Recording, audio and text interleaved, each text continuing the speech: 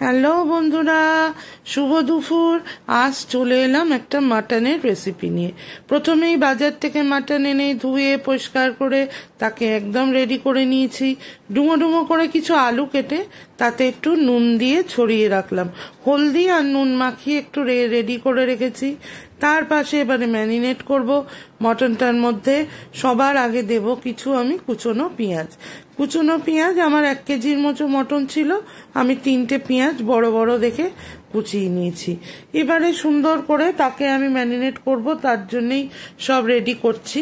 দিলাম আমি সবার আগে একটু আদা বাটা দেওয়ার পরে দেব আমি অল্প করে, বেশি করে আদা বাটার সমানই প্রায় যতটুকু আদা নিয়েছি তার থেকে একটু কম রসুন বাটা। এগুলো আমি সবই মিক্সিতে বেটে নিয়েছি। আপনারা চাইলে শিলে বাটতে পারেন, কোনো অসুবিধা নেই, তাতে বরং স্বাদ আরো ভালো হয়, কিন্তু শিল এখন ইউজ করি না। ছড়িয়ে দিলাম আমার হলদি রানীকে দেওয়ার পর দিলাম আমি লবণ, মানে নুন আর কি, নুন ইউজ করলাম। নুনটাকে দিয়ে ভালো করে এবারে আমি আবার একটু আমার আলুগুলোর মধ্যে তখন নুন দিইনি, তাই একটু নুনও ছড়িয়ে নিলাম। নিয়ে এবারে আমি দেব গুঁড়ো মশলার দিকে, যেমন ধরুন শুকনো লঙ্কা গুঁড়ো, একটু ধনে গুঁড়ো, সামান্য একটু জিরে গুঁড়ো। এই 3টে মশলা আমি ইউজ করেছি এই মাটন রান্নায়। যদিও মাটন খুব বেসিক রান্না, সবাই মোটামুটি পারেন, কম ভালো মন্দ যে যার মতো করে খান, কেউ ঝাল বেশি কেউ ঝাল কম। আমি কিন্তু ভাই এরম ভাবেই করি।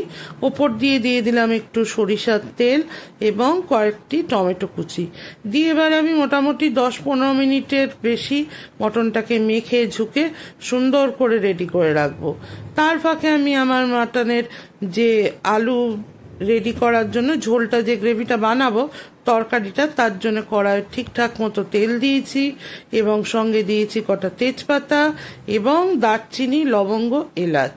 এই 3টে ফোড়ন দেওয়ার পর তার মধ্যে থেকে বেশ সুন্দর একটা মিষ্টি গন্ধ বেরাচ্ছে ফোড়নের।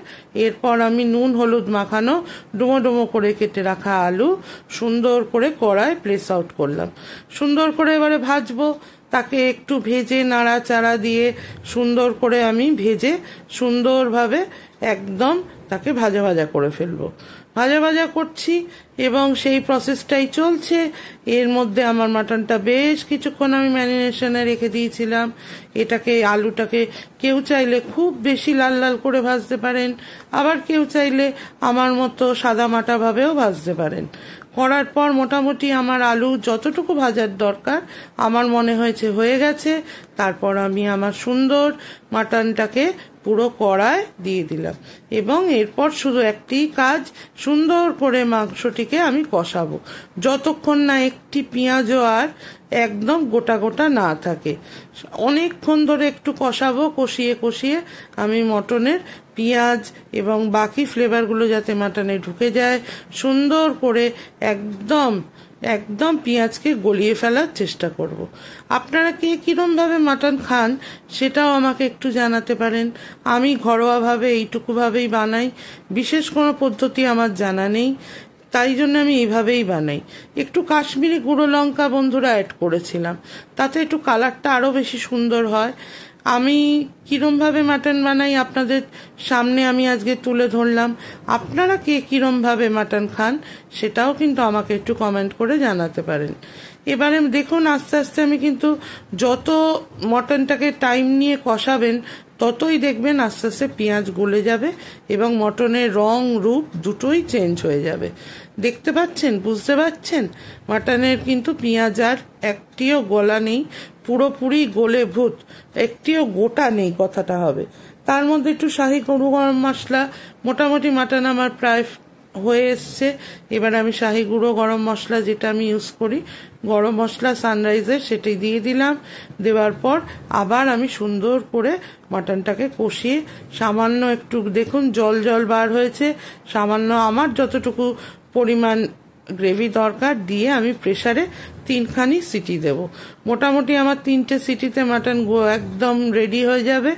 তারপরে পরিবেশনের পালা। কার কিরম লাগলো ভিডিওটা অবশ্যই জানাবেন। আমার যদি কোথাও ভুল থাকে সেটাও বলবেন, আবার যদি আপনাদের ভালো লাগে সেটাও একটু জানাবেন। মানে আমি নতুন তো, আপনাদের কাছ থেকে একটু সহযোগিতা আর কি চাইছি। আমি এবার টপাত করে প্রেসারের ঢাকনিটি বন্ধ করে দিলাম এবং 3টে সিটি মারার পরে টকবক করে যখন আমার মটন পুরো রেডি, তারপরে পরিবেশন করে দিলাম। টাটা।